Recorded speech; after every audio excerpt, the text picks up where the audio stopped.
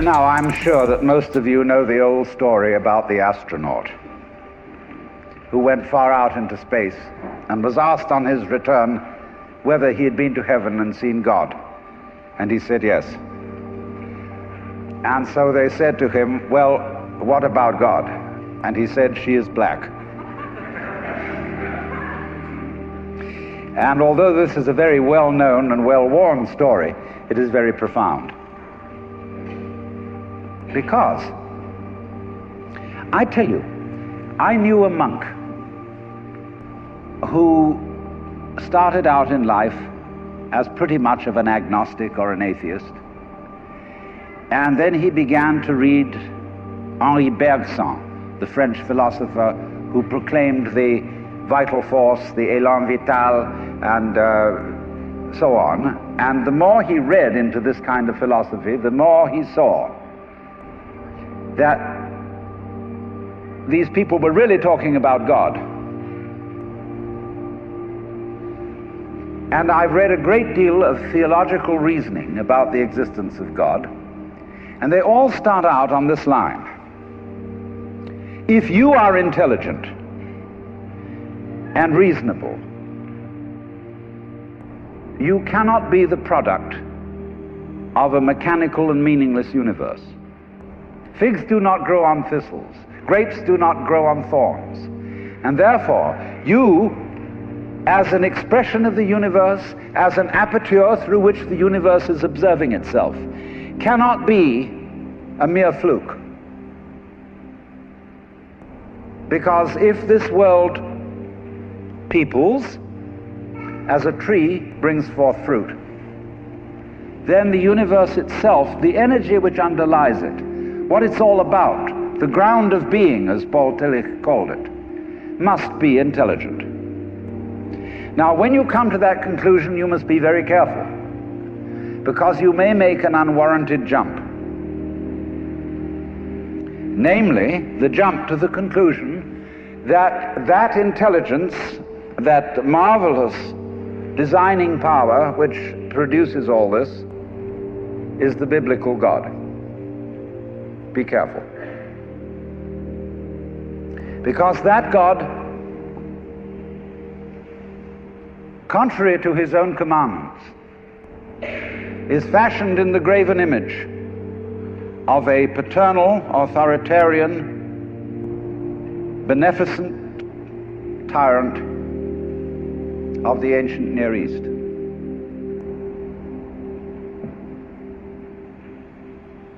And it's very easy to fall into that trap, because it's all prepared, institutionalized in the Roman Catholic Church, in the synagogue, in the Protestant churches, all there ready for you to accept. And by the pressure of social consensus and so on, it is very natural to assume that when somebody uses the word God, it is that father figure which is intended. Because even Jesus used the analogy, the Father, for his experience of God. He had to. There was no other one available to him in his culture. But nowadays, we are in rebellion against the image of the authoritarian father. Especially this should happen in the United States, where it happens that we are a republic and not a monarchy. And if you, as a loyal citizen of this country, think that a republic is the best form of government, you can hardly believe that the universe is a monarchy. But to reject the paternalistic image of God as an idol is not necessarily to be an atheist. Although I have advocated something called atheism in the name of God. That is to say,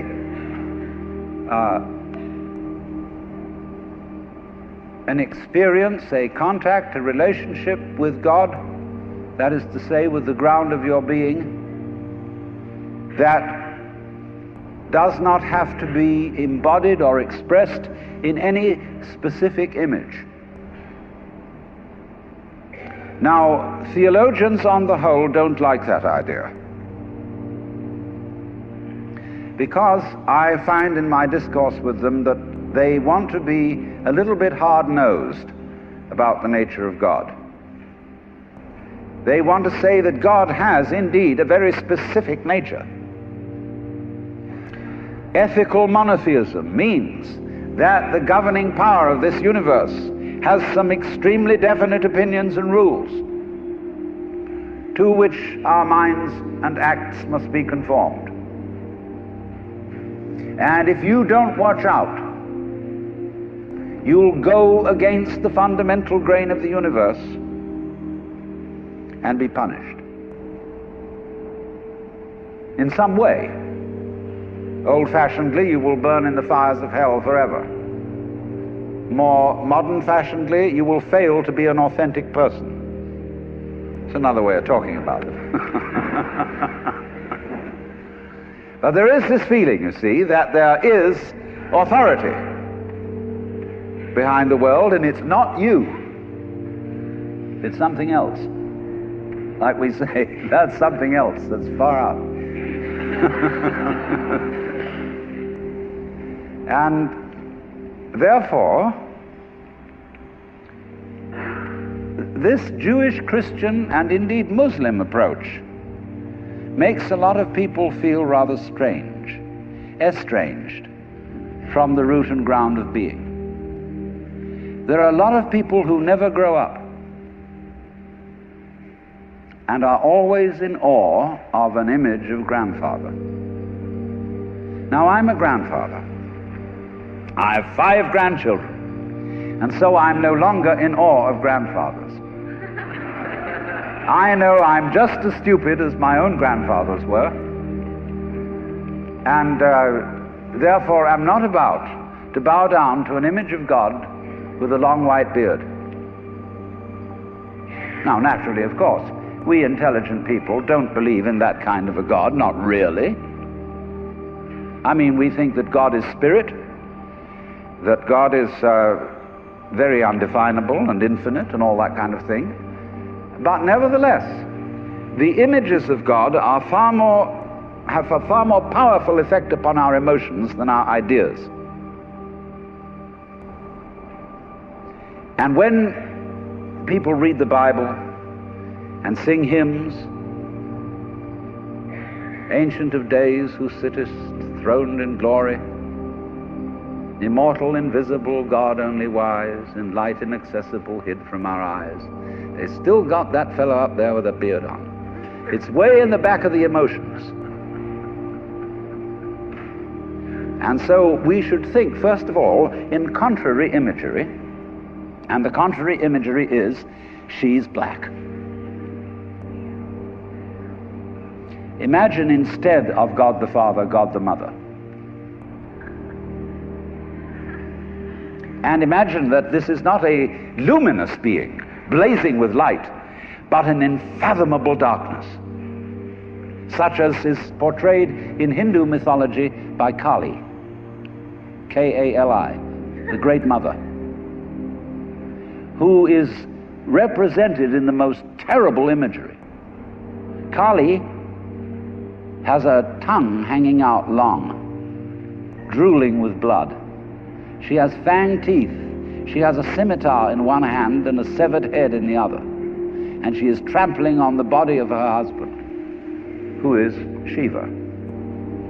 Shiva represents also, furthermore, the destructive aspect of the deity, wherein all things are dissolved so that they be reborn again.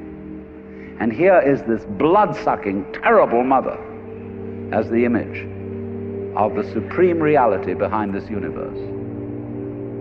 Imagine, it's the representative of the octopus, the spider, the awful-awfuls, the creepy-crawlies at the end of the line, which we are all terrified of. Now that's a very important image, because let us suppose, just for the sake of argument, that all of you sitting here right now are feeling fairly all right. I mean, you're not in hospital. You don't have the screaming memes. You have a sense you probably had dinner and are feeling pretty good.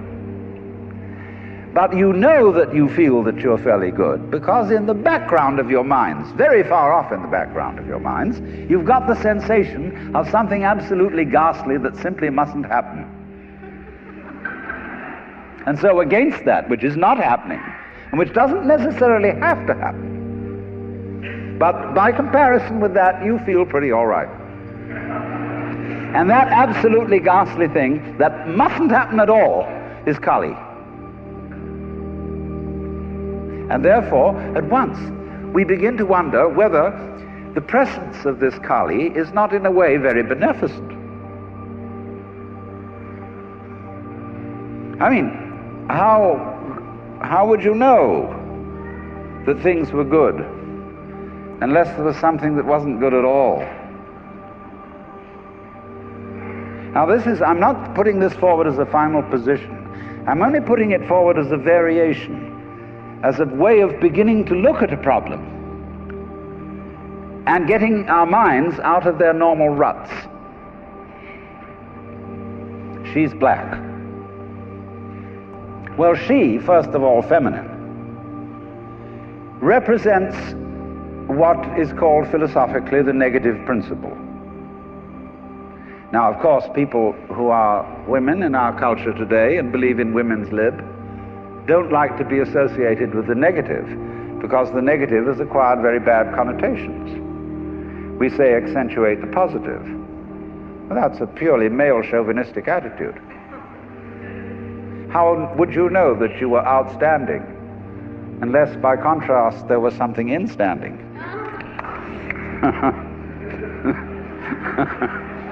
You cannot appreciate the convex without the concave. You cannot appreciate the firm without the yielding. And therefore, the so-called negativity of the feminine principle is obviously life-giving and very important. But we live in a culture which doesn't notice it. You see a painting, a drawing of a bird, and you don't notice the white paper underneath it. You see a printed book, and you think that what is important is the printing, and the page doesn't matter. And yet, if you reconsider the whole thing, how could there be visible printing without the page underlying it? What is called substance, that which stands underneath, underneath, stands. To be substantial is to be underlying, to be the support, to be the foundation of the world. And of course, this is the great function of the feminine, to be the substance. And therefore, the feminine is represented by space, which is of course black at night. But were it not for black and empty space, there would be no possibility whatsoever of seeing the stars. Stars shine out of space, and astronomers, very high-powered astronomers, are beginning to realize that stars are a function of space. Now that's difficult for our common sense, because we think that space is simply inert nothingness. But we don't realize that space is completely basic to everything. It's like your consciousness.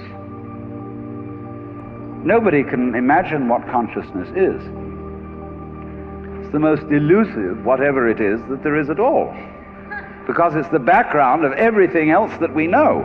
Therefore, we don't really pay much attention to it. We pay attention to the things within the field of consciousness, to the outlines, to the objects, to the so-called things that are in the field of vision, the sounds that are in the field of hearing, and so forth. But what it is that ever it is that embraces all that, we don't pay much attention to it. We can't even think about it. It's like trying to look at your head. You know, you try to look at your head, and what do you find? You don't even find a black blob in the middle of things. You just don't find anything. And yet that is that out of which you see, just as space is that out of which the stars shine. So there's something very queer about all this. That which you can't put your finger on, that which always escapes you, that which is completely elusive, the blank, seems to be absolutely necessary for there to be anything whatsoever. Now let's take this further. Kali also is the principle of death, because she carries a scimitar in one hand and a severed head in the other. Death. This is tremendously important to think about. We put it off. Death is swept under the carpet in our culture. In the hospital, they try to keep you alive as long as possible in utter desperation. They won't tell you that you're going to die. When their relatives have to be informed that it's a hopeless case, they say, don't tell this to the patient. And all the relatives come around with hollow grins and say, well, you'll be all right in about a month, and then we'll go and have a holiday somewhere and sit by the sea and listen to the birds and whatnot. And the dying person knows that this is mockery.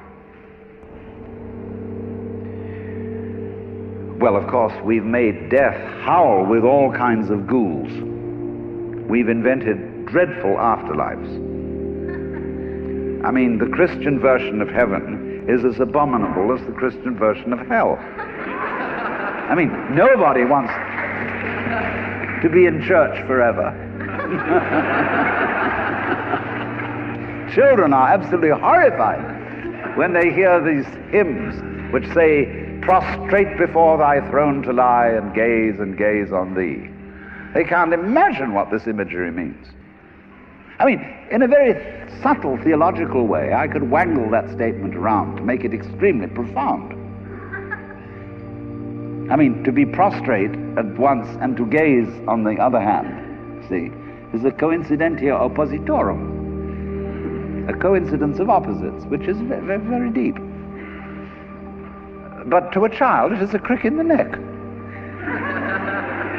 And that's the sort of imagery we're brought up with. So the idea of what might happen after death, well, you're going to be faced with your judge, the one who knows all about you. This is Big Papa,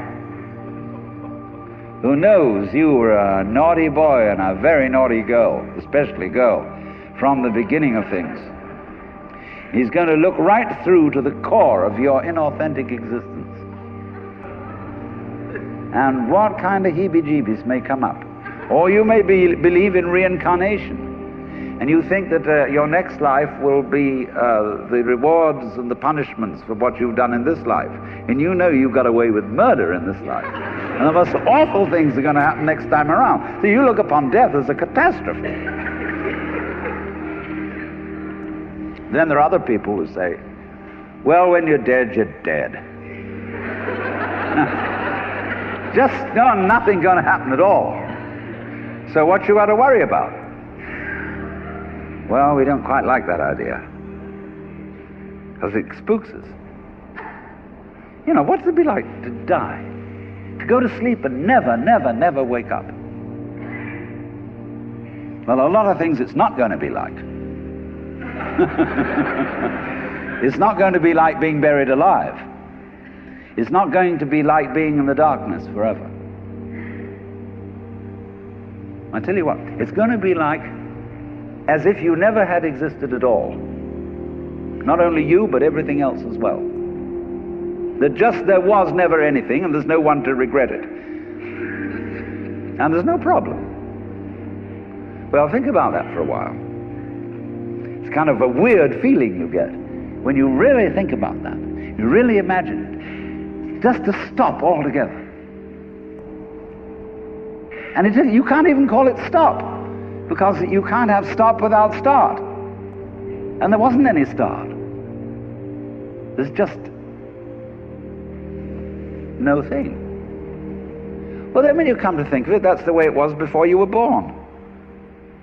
I mean, if you go back in memory as far as you can go, you get to the same place as you go forward in your anticipation of the future as to what it's going to be like to be dead. Then you get these funny ideas that this blankness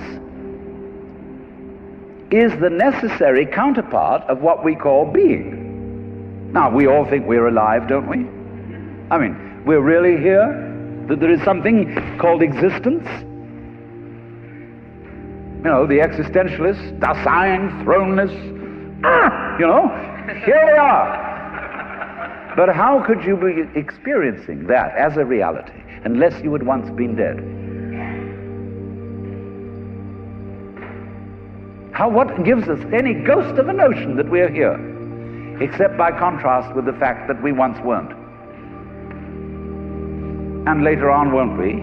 But this thing is a cycle, like positive and negative poles in electricity. So this then is the value of the symbolism of she is black. She, the womb principle, the receptive, the instanding, the void, and the dark. And so that is to come into the presence of the God who has no image. Behind the Father image, behind the Mother image, behind the image of light inaccessible, and behind the image of profound and abysmal darkness, there's something else which we can't conceive at all.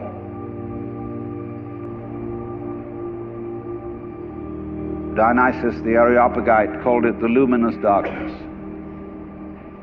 Nagarjuna called it shunyata, the void. Shankara called it Brahman, that which can only, of which nothing at all can be said. Neti neti, beyond all conception whatsoever. And you see, that is not atheism in the formal sense of the word. This is a profoundly religious attitude, because what it corresponds to practically is an attitude to life of total trust, of letting go. When we form images of God, they are all really exhibitions of our lack of faith. Something to hold on to, something to grasp. How firm a foundation, what lies underneath us, the rock of ages, or whatever, ein feste Burg. But when we don't grasp, we have the attitude of faith. If you let go of all the idols, you will of course discover that what this unknown is, which is the foundation of the universe, is precisely you. It's not the you think you are. No, it's not your opinion of yourself. It's not your idea or image of yourself. It's not the chronic sense of muscular strain, which we usually call I. You can't grasp it. Of course not. Why would you need to? Supposing you could, what would you do with it? And who would do what with it? You can never get at it. So there's that profound central mystery. And the attitude of faith is to stop chasing it. Stop grabbing it. Because if that happens, the most amazing things follow. But all these ideas of the spiritual, the godly, as this attitude of must,